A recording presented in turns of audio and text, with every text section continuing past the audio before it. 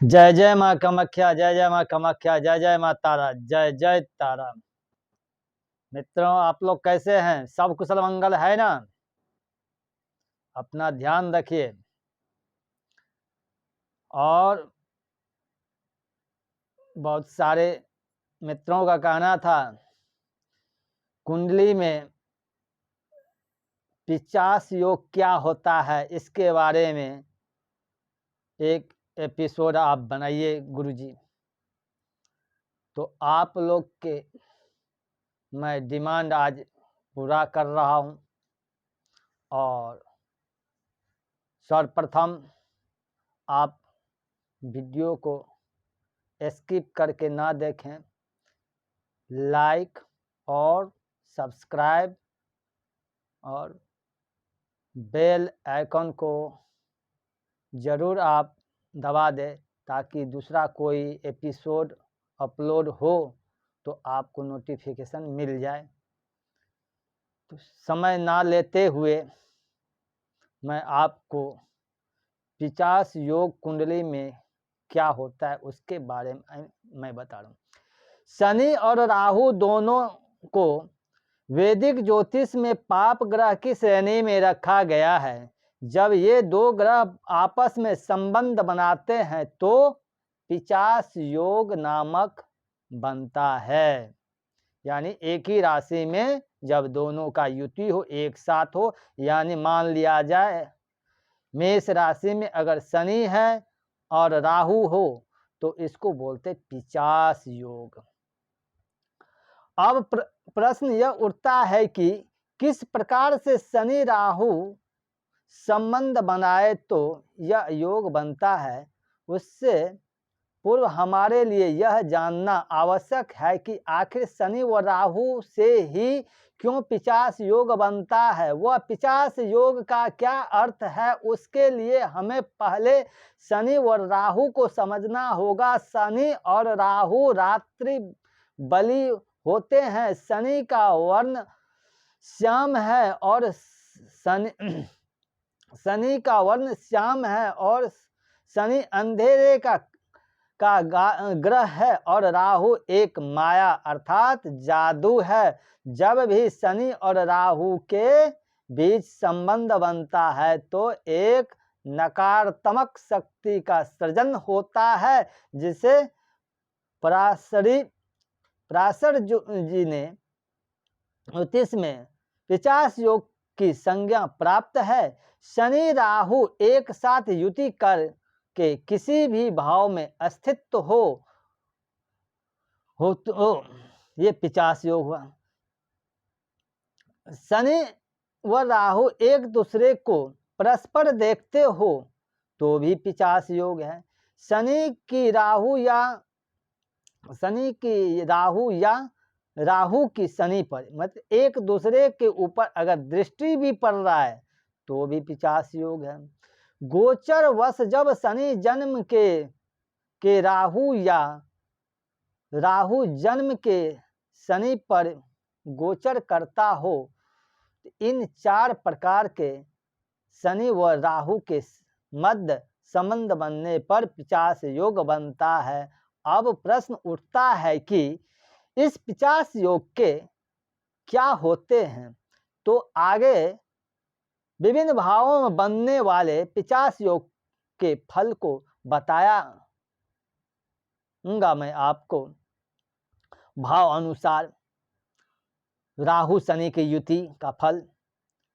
यदि आपके लग्न में शनि राहु की युति हो तो ऐसे व्यक्ति के ऊपर तांत्रिक क्रियाओं का अधिक प्रभाव रहता है तथा ऐसे व्यक्ति हमेशा चिंतित रहते हैं और इनके मस्तिष्क में नकारात्मक विचार सबसे पहले आते हैं। साथ ही ऐसे व्यक्ति को कोई ना कोई रोग निरंतर बना रहता है।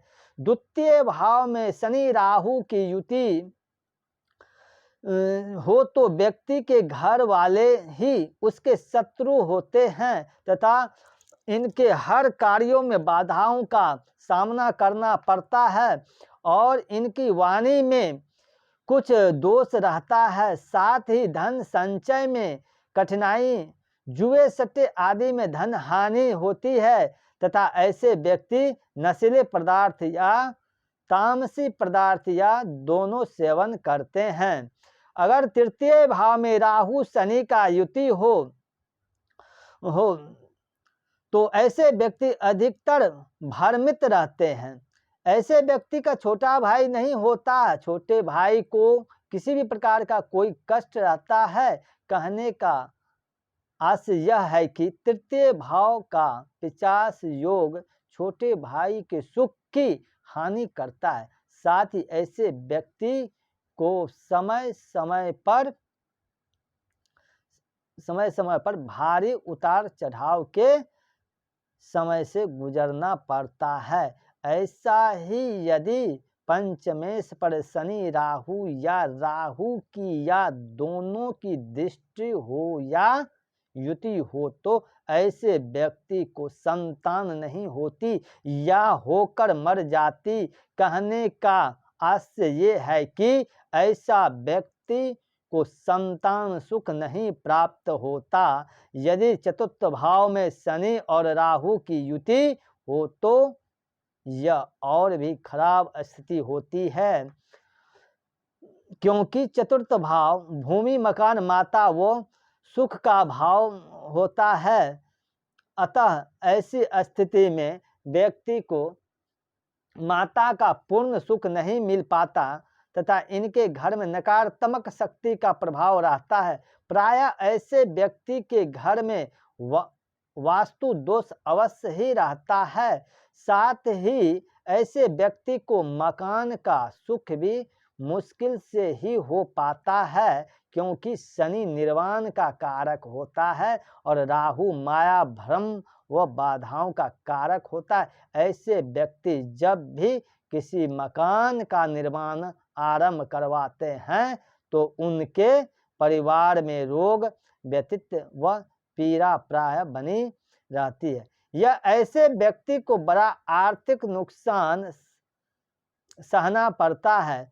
यदि पंचम भाव में शनि राहु की युति हो तो व्यक्ति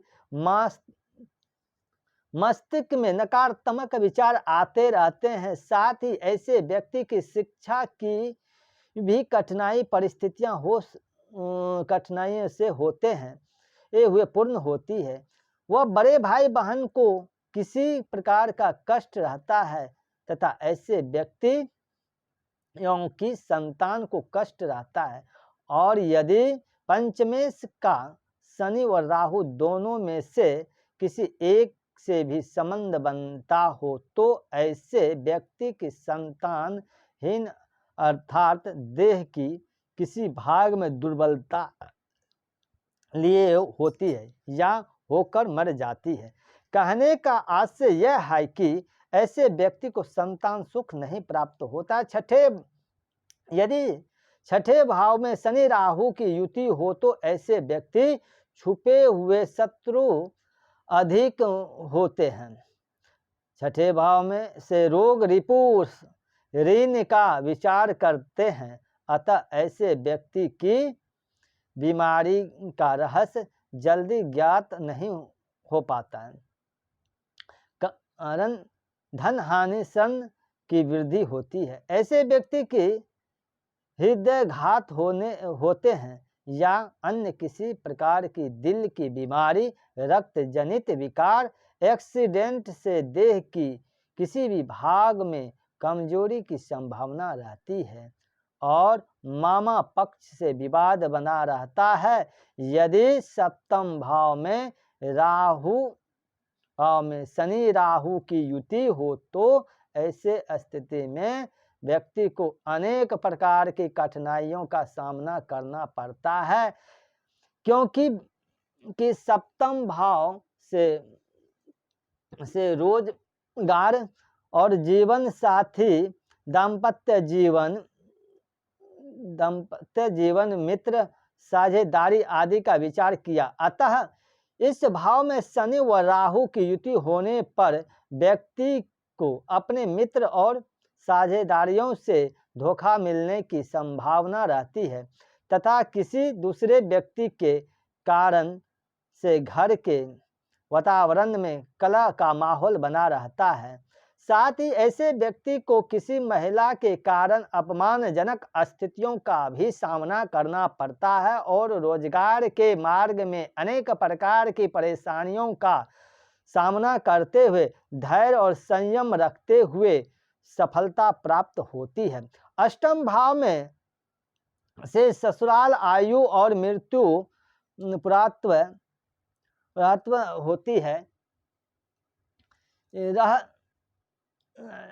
गुण विद्या, जीवन साथी की वाणी आदि का विचार किया जाता है। अतः ऐसे स्थिति में अष्टम भाव में यदि शनि और राहु की युति हो तो व्यक्ति दाम्पत्य जीवन में कलह की स्थितियां प्रायः बनी रहती है।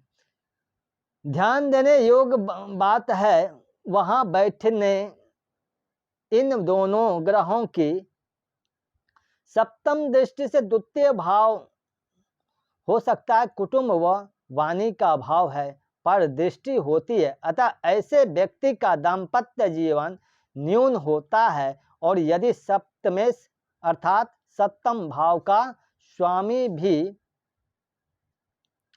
भी इनसे संबंध बनाता हो या त्रिक भाव में बैठा हो तो ऐसे स्थिति में दाम्पत्य जीवन को बचाना और भी मुश्किल हो जाता है। साथ ही ऐसे व्यक्ति को जीवन में कई बार शल्य चिकित्सक भी करानी पड़ सकती है तथा ऐसे व्यक्ति को उदर और मूत्र विकार भी रहता है। साथ में ऐसे व्यक्ति को आयुष्य पर भी अनेक बार संकट, जीवन में अनेक बार संकट आते हैं। ऐसे व्यक्ति को अनैतिक संबंध बनने की भी संभावना रहती है। शनि नवम भाव में शनि राहु की युति हो तो ऐसे व्यक्ति धर्म के विपरीत आचरण करने वाला होता है तथा ऐसे व्यक्ति के भाग्य में निरंतर उतार चढ़ाव आते रहते हैं। साथ ही ऐसे व्यक्ति को पिता को भी किसी भी प्रकार का कष्ट रहता है, किंतु यदि भागेश की दृष्टि नवम भाव पर हो तो व्यक्ति को कड़े संघर्ष उपरांत सफलता प्राप्त हो जाती है। यदि दशम भाव में शनि राहु की युति हो तो व्यक्ति के घरेलू सुख में कुछ कमी आती है।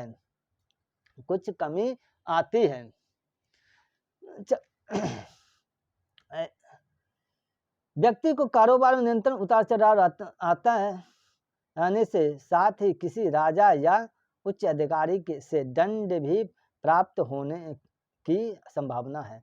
एकादश भाव को लाभ भाव भी कहा जाता है। ज्योतिष का एक सर्वमान्य नियम है कि एकादश भाव में क्रूर ग्रह से क्रूर ग्रह भी शुभ फल प्रदान करते हैं, क्योंकि एकादश भाव का दूसरा नाम ही लाभ भाव है।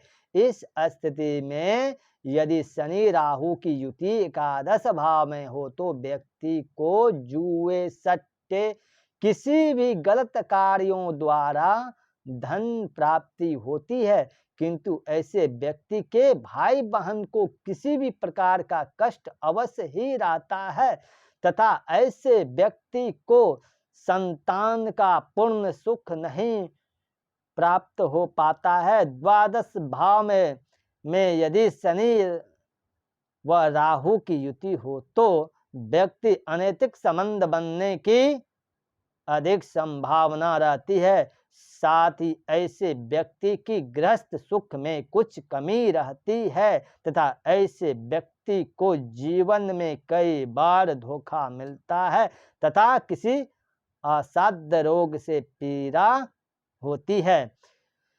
विशेष शनि और राहु युति के अतिरिक्त उपयुक्त बताए गए अन्य प्रकार के संबंध बनाने पर भी प्राप्त होते हैं। यदि शनि राहु की युति या प्रतियुति शनि के सप्तम भाव में राहु या राहु से सप्तम भाव में शनि हो तो शनि की मकर या कुंभ राशि में हो तो स्थितियां धैर्य के साथ अत्यधिक प्रयास करने पर नियंत्रण में आ जाती है। कुंडली में प्रथम अथवा लग्न से सप्तम तक के भाव रात्रि बलि होते हैं। अतः इन भाव में शनि राहु का संबंध बनना अत्यधिक कष्टदायी होता है। द्वादश भावों में पिशाच योग बनने के बाद द्वादश भाव में पिशाच योग बनने के फल का विस्तार से बताया है। से अब प्रश्न उठता है कि इस दोष को क्या उपाय होते हैं। सर्वप्रथम यह है कि स्पष्ट कर देना चाहता हूं कि किसी भी प्रकार के दोष का उपाय पूर्ण विधि शास्त्रीय तरह के करने पर ही लाभ मिलता है। अतः मैं यहाँ कुछ उपाय बता रहा हूँ, करने से निश्चय ही लाभ होगा। जैसे लाभ यानी पिशाच योग हट नहीं जाएगा। पिशाच योग जो नुकसान पहुंचा रहा है आपके 50 के स्पीड में, 60 के स्पीड में, 80 के स्पीड में, यानी 100 रुपया आपका मेहनत होता है मिलना चाहिए जहाँ पे, वहाँ पे आपको 85 मिलता है, 40 मिलता है। तो वो हो करके नहीं 70 मिलने लगेगा, 80 मिलने लगेगा, यही होगा, 90 मिलेगा। तो ये ऐसा हो। तो इसका मैं उपाय बताता हूँ आपको। दुर्गा सप्तशती का पाठ नियम पूर्वक, वैदिक हो या तांत्रिक हो। उसके बाद महाविद्या का पाठ, इसको भैरवी तंत्र भी बोलते हैं। ये तंत्र विद्या से भी पूजे जाते हैं और वैदिक से भी। वैदिक से इसको बोला जाता है महाविद्या पाठ का विधि पूर्वक पाठ। वह दशांश हवन कराइए। पिशाच योग के दुष्प्रभाव से आपको मुक्ति मिलेगा और गरीबों का आप अगर गरीबों का आप सहायक बनेंगे। बीमारी, कोई बीमार आदमी है उसको आप मदद करेंगे, बुजुर्ग लोग को मदद करेंगे, बच्चे का पढ़ाई के लिए, किसी बच्चे को पढ़ाई के लिए आप बुक दे देंगे। अभी अब एडमिशन का समय आ रहा है, किसी गरीब बच्चे को यूनिफॉर्म दिला दीजिए, बुक दिला दीजिए, रेनकोट दिला दीजिए, कुछ भी दीजिए, उसको आप हेल्प कीजिए। ब्राह्मणों को दान दें, इससे आपको लाभ मिलेगा। 2 प्रकार के मैं बोला हूँ, चाहे आप वैदिक करिए या तांत्रिक के लिए। तांत्रिक के लिए आप तांत्रिक लोग से आप कराएंगे और वैदिक के लिए वैदिक ब्राह्मणों पंडित से आप कराएंगे। इसी के साथ जय जय माँ कामाख्या, जय जय माँ कामाख्या, जय जय माँ तारा। और अगर मेरा ये एपिसोड आपको अच्छा लगा तो आप ज़रूर सब्सक्राइब कर दिए होंगे। अगर नहीं किए हैं तो मैं आशा करता हूँ कि अब आप सब्सक्राइब भी कर दिए होंगे और लाइक भी कर दिए होंगे और आई बेल को भी दबा दिए होंगे और अपने मित्रों को शेयर भी कर दिए होंगे। मुझे पूर्ण विश्वास है। इसी के साथ जय जय माँ कामाख्या, जय जय माँ कामाख्या, जय जय तारा, जय जय तारा।